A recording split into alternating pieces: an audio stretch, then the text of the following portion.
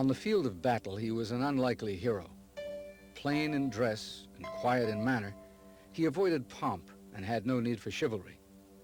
A failure in his professional peacetime pursuits, he was an anonymous clerk in a small-town store when the great war of his generation began. But on the field of battle, this unshakably calm man emerged as a bold commander, a brilliant strategist, and a courageous and determined leader. His name was Ulysses S. Grant.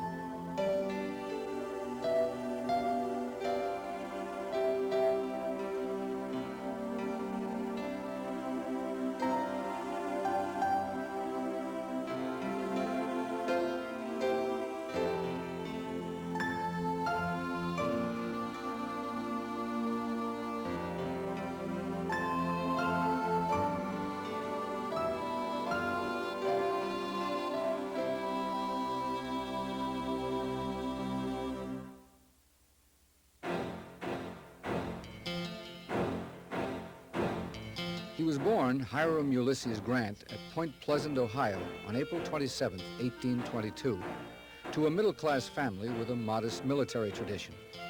His father, Jesse Root Grant, was a small-town cobbler and farmer who moved westward from Connecticut to Pennsylvania and then on to Ohio.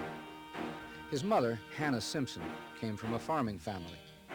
When Ulysses was but a year and a half old, the family moved to nearby Georgetown, Ohio, where Jesse set up a tannery. His son, Ulysses, was a quiet child with a pure gift for understanding animals, particularly horses. He grew to be an accomplished rider at a young age. His early passion for horses led to an unusual experience. Once, when he was about 8, Ulysses convinced his father to loan him enough money to purchase a prized colt from a nearby farmer.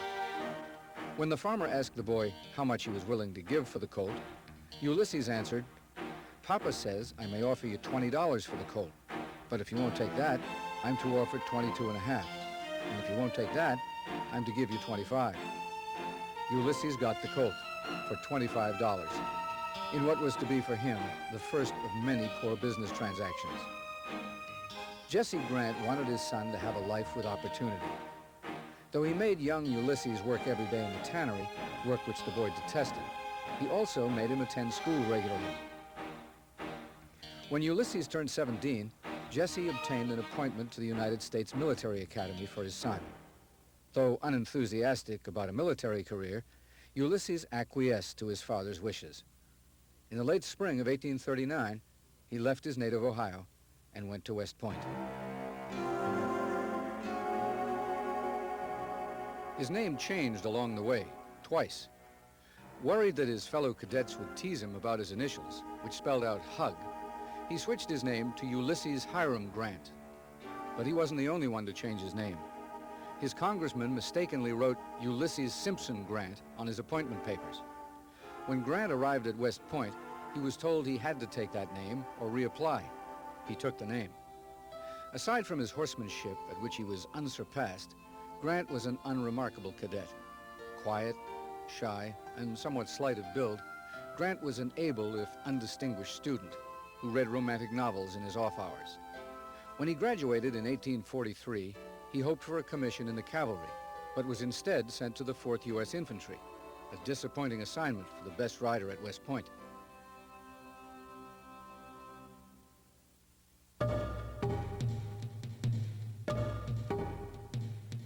Two years later, Grant found himself a member of Zachary Taylor's army in Texas, an army which would help provoke a war with Mexico, a war Grant opposed and later called one of the most unjust ever waged by a stronger against a weaker nation. Once it started, however, Grant threw himself into it earnestly.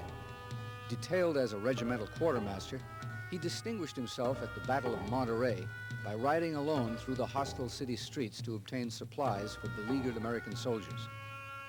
Later transferred to General Winfield Scott's army, Grant continued to serve as regimental quartermaster on Scott's march from Veracruz to Mexico City. At the attack on the gates of that city, he was cited for his bravery. When the war ended, Grant took with him the knowledge of his success in battle. It was a powerful memory.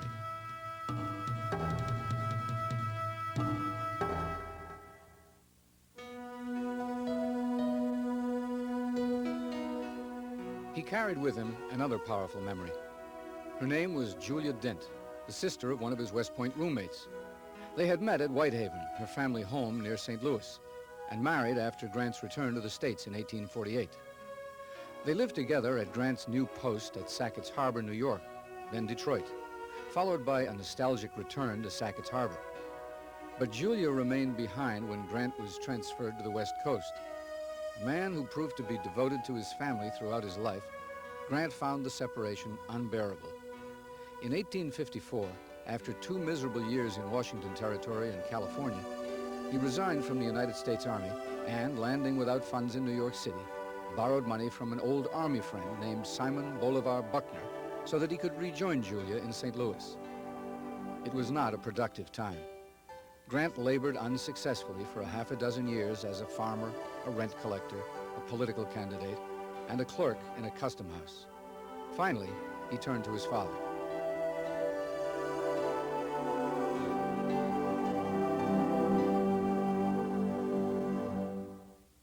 The ultimate in disgraces for Grant is that he has to plead for a job from his father, which he does, and he finally goes to Galena, Illinois to clerk in his father's store, and that's where we find him when the Civil War breaks out.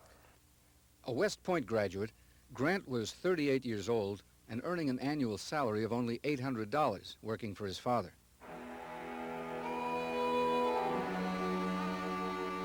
History stepped in. In mid-April 1861, the nation's sectional differences, especially over the issue of slavery, erupted into gunfire at Fort Sumter, and civil war was underway. His wife's family owned slaves. Grant had returned from Mexico with a servant, but he ultimately found his political leanings to be most compatible with President Lincoln's. He departed to join the Union Army. Well, Grant's first military experience in the war is as commander of the 21st Illinois Volunteers, an infantry regiment, and he immediately turns this unit around, a unit that was, one of the major problems with volunteer units at the time was with discipline problems, and placing officers in charge of these units that had been either appointed for political sake or had been elected by their soldiers, and so not knowing too much about discipline, camp routine, things like sanitary conditions, where do you put the latrine, upstream or downstream, and so forth. So first thing Grant does is completely turn around this unit, and he's recognized right away as being an officer who has some talent, and he's promoted very quickly through the ranks from full colonel right up to brigadier general very quickly. Grant's first significant combat command at Belmont, Missouri, was a learning experience. He attacked the Confederate camp. His troops routed the Confederates, but then, being green troops, and Grant being a green commander, and all of his officers being green officers, they lost discipline. They broke up. They started to loot the camp. They started to cheer their great victory, like a football team after the first quarter. The Confederates were allowed to regroup. Reinforcements came across from Columbus and drove the Union forces back to their boats and almost captured Ulysses S. Grant himself.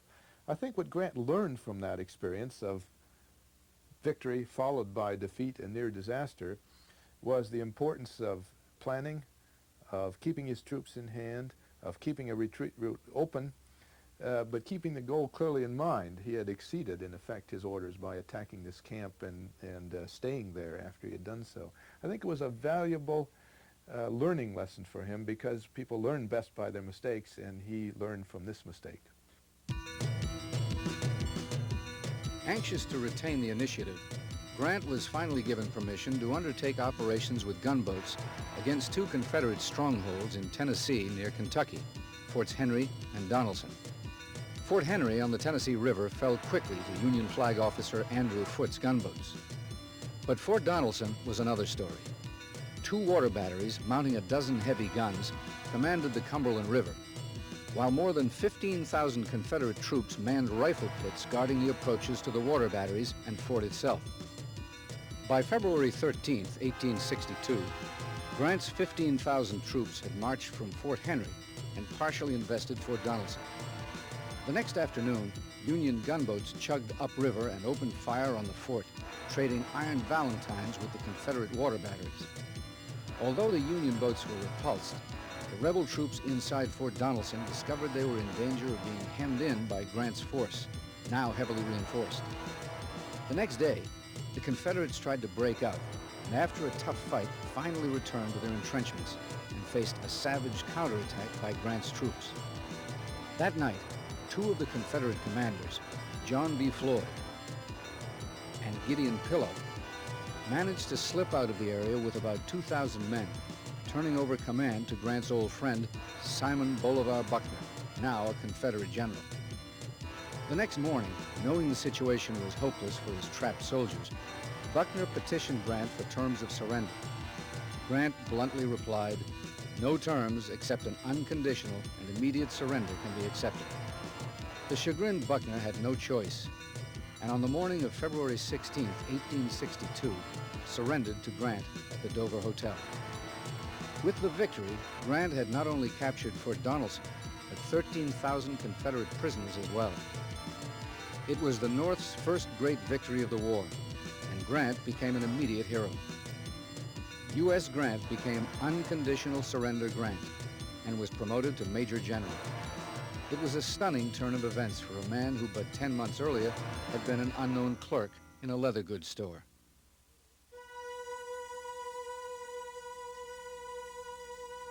Grant, whose wartime aggressiveness was becoming apparent, was not content to rest. Gunning for the Confederate Army under General Albert Sidney Johnston, gathered near Corinth, Mississippi, he transported his Army of the Tennessee South along the Tennessee River, stopping near a place called Pittsburgh Landing, not far from a church called Shiloh. Disregarding reports of rebel forces in the vicinity, Grant drilled his largely green troops rather than having them dig in and fortify their positions. But the Confederates were there.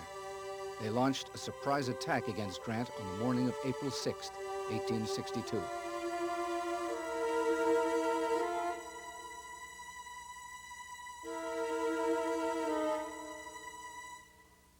He was caught by surprise. He didn't have enough cavalry out to guard against surprise. He didn't have pickets far enough out. He and one of his division commanders, William Tecumseh Sherman, didn't believe the reports that they did get from their pickets. And I think that's because they were so single-minded in their concentration on attacking the Confederate army at Corinth that they just neglected defensive measures. They did not believe that the Confederates would undertake a counteroffensive against them.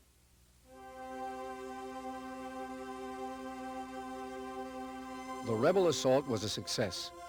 Union soldiers, many cooking breakfast, were called into formation. When line after line of Union troops buckled under the Confederate onslaught, many soldiers panicked and fled. But the rebels ran into some tough Federals at a place that became known as the Hornet's Nest. There, Yankee defenders repulsed a dozen Confederate attacks in 8 hours, giving in only when the rebels brought in 62 cannon, the largest artillery concentration then seen in North America. The Union resistance at the Hornet's Nest gave Grant, outwardly as unperturbed as ever, time to reorganize his troops. With their backs to the Tennessee River and their flanks shielded by deep hollows, they formed a final line of defense. The Confederates, meanwhile, suffered the loss of their commander, General Albert Sidney Johnston, who was shot while rallying his troops at the front. The next morning, having been heavily reinforced, Grant counterattacked the Confederates, now under General P.G.T. Beauregard. Despite fierce resistance, the Federals slowly forged ahead. About 3 in the afternoon, the Confederates withdrew. The Federals, exhausted from the battle, let them go. The Battle of Shiloh was over, as were any notions of the romance of war. In 2 days, more than 23,000 soldiers had been killed, wounded, or captured. Though Grant skirted disaster at Shiloh, it was a troubling event. Some members of the Union command called for his resignation. President Lincoln refused, saying, "I can't spare this man. He fights." But General Henry Halleck took the field, assuming the command of the armies of Tennessee, Ohio, and Mississippi. For Grant, it was a low point. Grant is relegated to the position of second in command to General Halleck. And Grant at this time talks to his friend Sherman. He says he strongly thinks that he ought to resign, go back to Illinois. But Sherman does his great favor for the United States and for the Union. He talks Grant into remaining with the Army. And soon Halleck will become to Washington, old Brains become General-in-Chief, and Grant will be back in command of the Army of the Tennessee.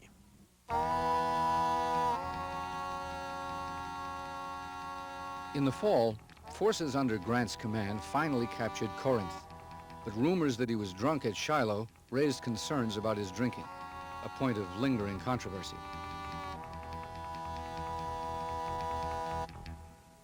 Many historians feel that, yes, he did drink during the war, but what is almost sure is that he never drank during a campaign or before a campaign, and certainly never drank to affect him during a campaign.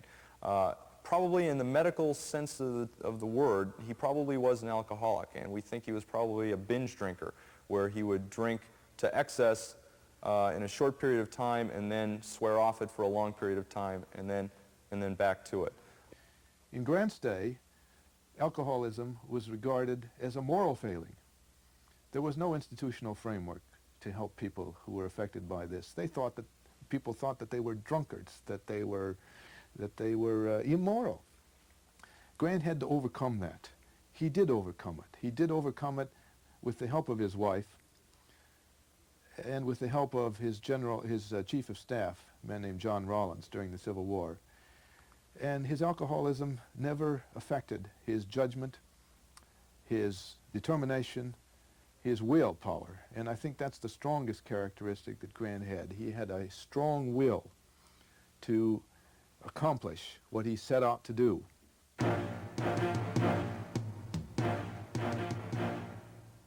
Greater glory came for Grant in his campaign against Vicksburg, Mississippi. Situated on a bluff above the Mississippi River, that town and Port Hudson, Louisiana, were the last two Confederate bastions on the river by early 1863. Grant set out to capture what some Confederates called the Gibraltar of the West through an inventive strategy. After his overland and amphibious probes failed, Grant marched his army along the Louisiana side of the Mississippi and crossed south of Vicksburg. He advanced to Jackson, then turned back toward the rebel stronghold, winning 5 battles in 17 days along the way. After unsuccessful assaults demonstrated how strong the city's defenses were, Grant laid siege. The Confederate garrison, short on food, capitulated on July 4th, 1863. 5 days later, Port Hudson fell, putting the Mississippi River completely in Union hands and forever dividing the Confederate states. It was Grant's greatest triumph, one of the most brilliant military campaigns in American history. In the East, after Grant becomes Lieutenant General commanding, he will hammer Lee, becomes known as Grant the Hammer, or if you're a good Southerner, Grant the Butcher. And he will attribute his victories only because he has more men and more of the tools of war.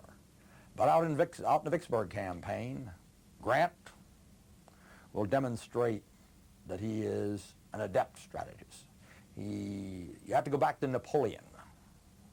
We skip over Jackson's Valley campaign to find a campaign comparable to Grant's Vicksburg campaign.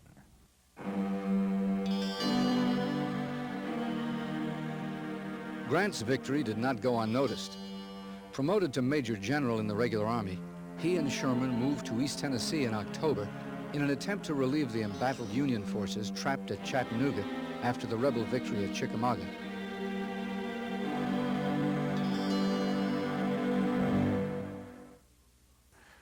William S. Rosecrans' Army of the Cumberland had been driven back into the defenses at Chattanooga and literally besieged, surrounded by the Confederate Army. They had to haul their supplies in over one very roundabout mountain road.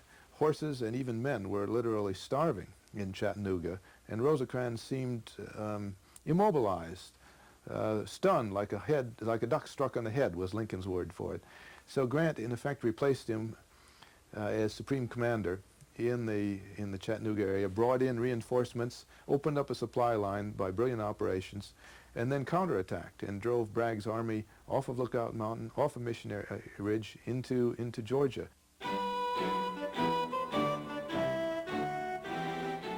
Following the Chattanooga victory, Grant received further acclaim. and was encouraged by some to run for president in 1864. Grant, to Lincoln's relief, turned away such notions. But there was more to it. Lincoln had finally found his general. Summoned to Washington in March 1864, Grant was given command of all Union armies. He established his field headquarters in the Virginia countryside, where he would stay in close command with his armies, particularly with the Army of the Potomac. Soon, he would face the South's Army of Northern Virginia under its legendary leader, Robert E. Lee.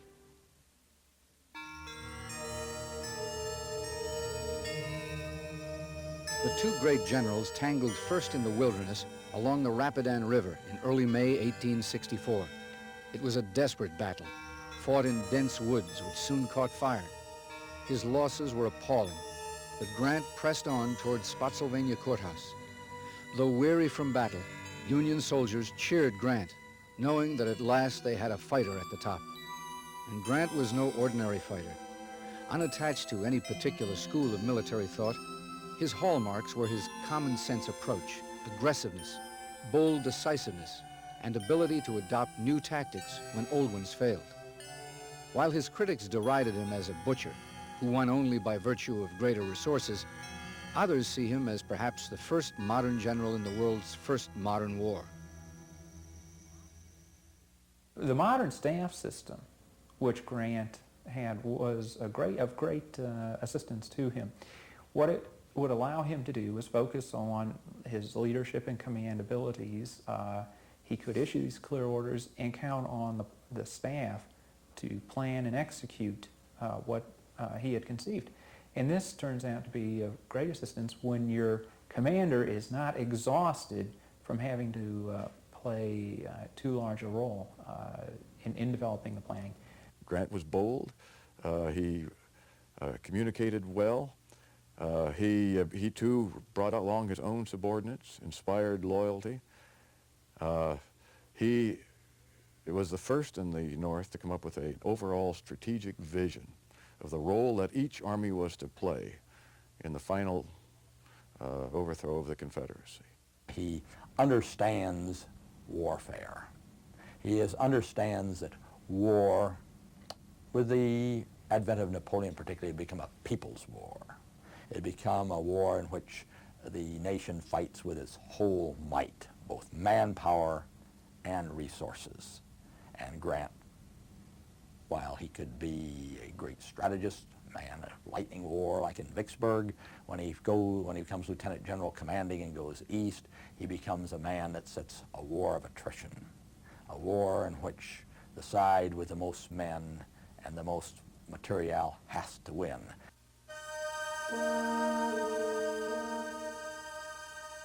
Lee found Grant to be a tenacious opponent. Less than 40 hours after the Battle of the Wilderness, their two armies met again in the countryside near Spotsylvania Courthouse. It was a savage confrontation. Focusing on a place later called the Bloody Angle, the Battle of Spotsylvania Courthouse provoked some of the most desperate fighting of the war. The battle ended a bloody 2.5 weeks. In the combined fighting at the Wilderness and Spotsylvania, there were over 35,000 Union and 22,000 Confederate casualties.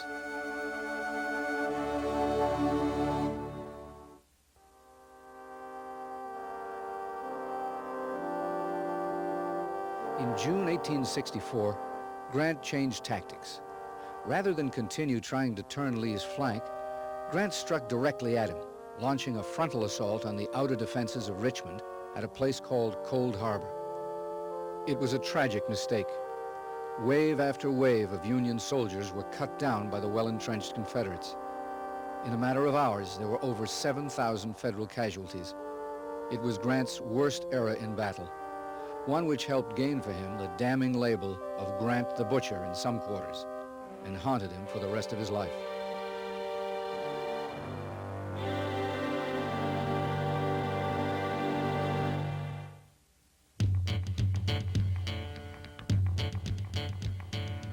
After Cold Harbor, Grant again changed tactics. In a brilliantly executed maneuver, Grant secretly moved his army south of the James River and laid siege to Petersburg, Richmond's last link to the south. It was a long, drawn-out affair. From mid-June 1864 until early spring 1865, Grant's troops steadily pushed against the Confederate fortifications. Lee's army, in desperate need of food and clothing, doggedly repulsed the grinding Union onslaught, but were eventually outgunned and outnumbered. In early April, while other Union armies were carving up the rest of the Confederacy, Lee finally abandoned Petersburg and a burning Richmond to Union troops. For the North, victory was at hand. Chasing Lee westward, Grant finally caught him near Appomattox Courthouse, where surrender terms were worked out.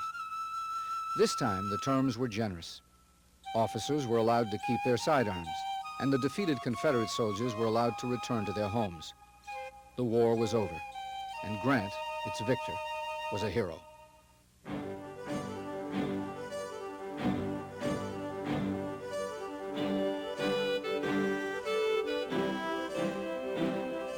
Appomattox brought mixed blessings to Ulysses S. Grant. While in war, Grant had at last found something at which he could succeed. Its conclusion brought the uncertainties of peace. A grateful North was not about to forget Grant's accomplishments, perhaps to the detriment of both. In 1866, Congress appointed him General of the Army, and with 4 stars, Grant now outranked George Washington.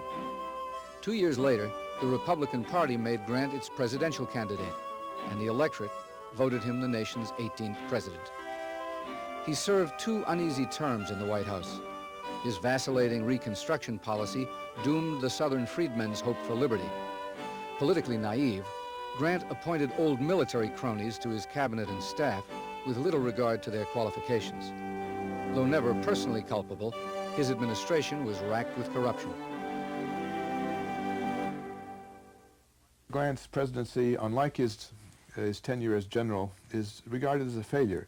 I think that's something of an oversimplification. One could certainly not regard it as one of the great sterling successes in American history, but many of its failures were not Grant's fault. The Depression was not his fault. He did as much as he could, given limitations on his power by the courts, by public opinion, to protect blacks in the South. And as for the corruption of some of his subordinates, that's probably a result of his military heritage, where he would appoint what he considered to be or hoped to be good staff officers, delegate them the responsibility, have confidence in them. They betrayed that confidence. He was a bit naive politically and failed to see that his confidence was being betrayed until it was too late. And that, I suppose, was his ultimate failure.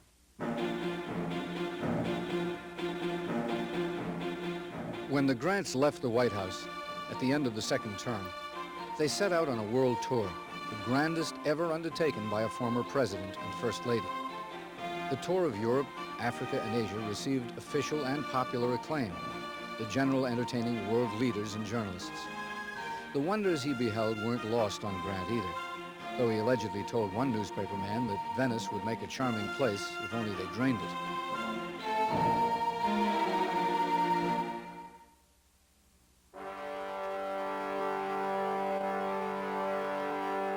The Grant's return proved less successful. Though Grant was pushed for a third term as president in 1880, he returned to business pursuits, a futile effort. Squandering what money remained after the world tour on poor investments, Grant brought the family to the brink of financial ruin. His declining situation worsened with the discovery that he had throat cancer. Short on funds and encouraged by Mark Twain, Grant set about to write his memoirs. Weakened by the cancer, he finished them a few days before his death on July 23, 1885. Julia lived for another 17 years, long enough to see Ulysses reinterred in a magnificent tomb in New York City. His greater monument was his memoirs, a bestseller that brought his widow financial security and lives on as one of the great works of American literature. With his memoirs, Ulysses S. Grant found success in peace at last.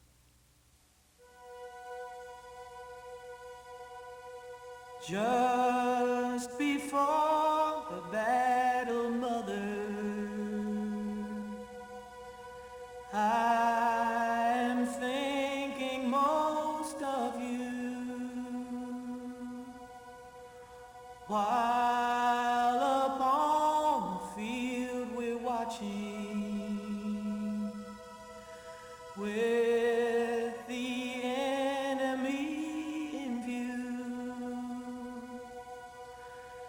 Call